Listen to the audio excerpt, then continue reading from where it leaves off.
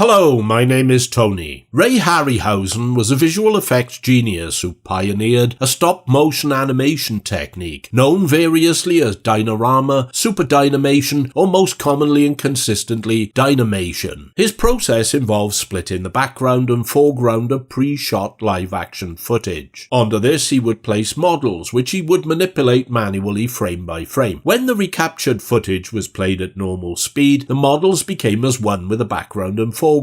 That is a pathetic oversimplification of an intricate and technically complex process, but I'm too dumb to embellish further with any depth or insight. You know, I can drive a car, but I have no fucking idea how it works. By the same token, I can watch a film. So sue me. You want intelligence and insight? You're watching the wrong fucking show. Harryhausen began his career in Hollywood working under pioneer model animator Willis O'Brien. O'Brien was the effects mastermind behind the original King Kong in 1931. Harryhausen's big break came in 1949 when he worked as an assistant animator to O'Brien on Mighty Joe Young, an uninspired King Kong ripoff. By the 50s, he was perfecting his art on sci-fi flicks that performed well at the box office. The Beast from 20,000 Fathoms, It Came From Beneath the Sea, Earth vs. the Flying Saucers, and 20 Million Miles to Earth, all of which had been filmed in black and white. It was in 1958 and the seventh Voyage of Sinbad when Harryhausen developed processes to maintain the proper colour balances for a full-colour fantasy action film using Dynamation. It was a big hit, which he followed with two early 60s successes, The Three Worlds of Gulliver and Mysterious Island. Then in 1963 he unleashed his masterpiece. Jason and the Argonauts may look utterly hokey and fake today, and might have even looked a little bit hokey and fake to me when I first saw it as a kid, but that doesn't matter. It's a ripping yarn, a stirring adventure, a voyage into wonder and imagination that became staple viewing for anyone up for taking a journey into an alternative world of mythology and fantasy. You won't forget those sword-fighting skeletons in a hurry, creepy fuckers even today. Unfortunately, both Jason and the Argonauts and his next project, The First Men in the Moon, were box office disappointments. But in 1966, Hammer contracted him to work on 1 Million Years BC, which was a smash hit and made a global star of Raquel Welch. This success gave him enough juice to get The Valley of Gwangi, a dinosaur flick, into production. By 1973, and based permanently in the UK, Harryhausen decided he'd like to work on an unofficial sequel to The Seventh Voyage of Sinbad. Along with his partner, producer Charles H. Schneer, they pitched the idea to Columbia, and thus The Golden Voyage of Sinbad came to be. Brian Clemens was approached to write a script. Clemens, creator of The Avengers, the great 60s TV show, not the Marvel thing, and then trying to creatively reverse Hammer's fortunes, not gonna happen, had just worked with Caroline Munro on Captain Kronos Vampire Hunter. He wanted her for the female lead, but Harryhausen and Schneer were looking for a big star like Raquel Welch. Clemens persisted and eventually got his way, which is good news for a number of reasons. We'll get into that later. John Philip Law, a handsome but mediocre American actor, was cast as the titular hero. Tom Baker, pre-Doctor Who, was the villain of the piece, and Martin Shaw, pre-The Professionals, snagged the role of Sinbad's first mate, Rashid. Now, the plot and the script, I'm sure you'll be utterly surprised to hear, is a load of shit. Complete B-movie tripe, with all the coherent literacy of a Joe Biden speech delivered backwards. Clemens hadn't done his homework on religions or geography or mythology, because why would you? So he carelessly mixes all this stuff up. What he did effectively manage to do was provide a framework into which Harryhausen could weave his Dynamation magic, and that was the focal point, the reason why anyone was going to watch it. The action sequences with the fantastical monsters and patchwork mythical beasts for the human characters to square up to and do battle with.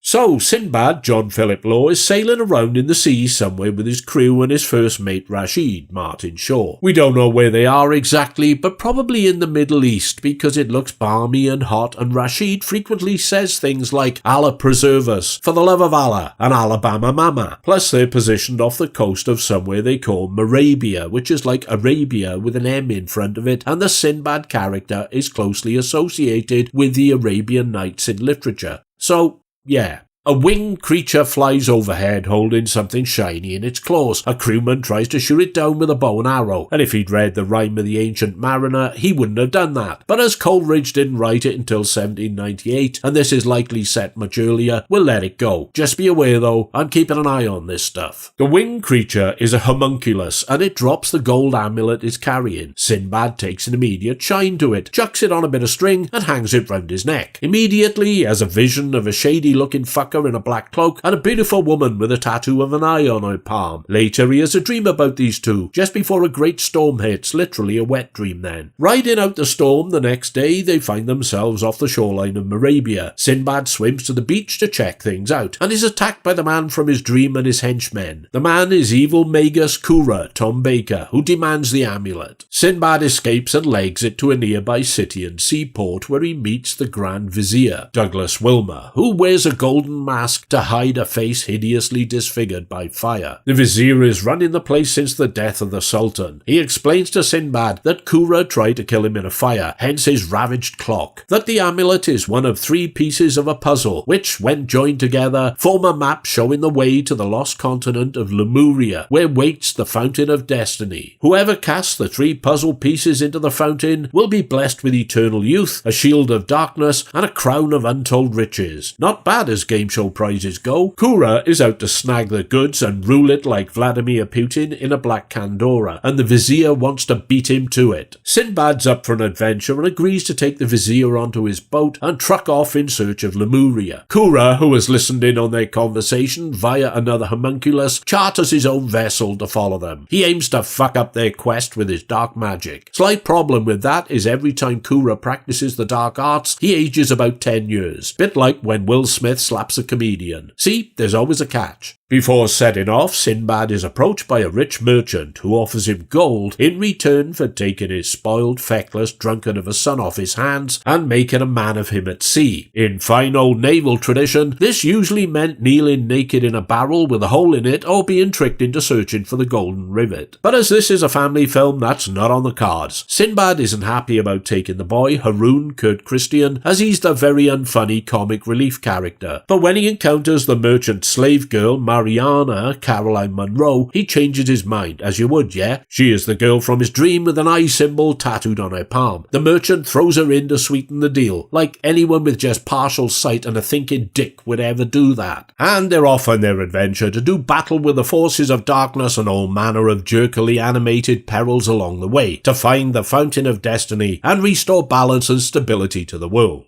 The Golden Voyage of Sinbad is tremendous fun and was a box office hit. There is a lot of energy and enthusiasm from the cast, and director Gordon Scream Again Hessler keeps things moving at a reasonable lick. Ted Moore's cinematography is as vivid and vibrant as you would expect from the man who lensed Goldfinger and Thunderball, and the score by veteran screen composer Miklos Rosa is brisk and atmospheric. For me though, the core reason for watching is the work of Ray Harryhausen. Here he pulls out all the stops with some of his best creations. First and foremost is the goddess Kali Sinbad engages in swordplay, which isn't going to be an easy win as Kali has 6 arms and 6 swords. First thing I'm going to address is that Kali is a Hindu goddess. The Hindu religion has a basis in a belief of sublime tolerance and acceptance towards others. It's a peaceful religion. The worshippers of the Kali idol in the Golden Voyage of Sinbad are a tribe of green-painted, stinky, feral savages, very much into human sacrifice, who don't seem to reflect any aspect of Hinduism I've ever encountered. I'm no expert, but I'd say this is a case of blatant misappropriation.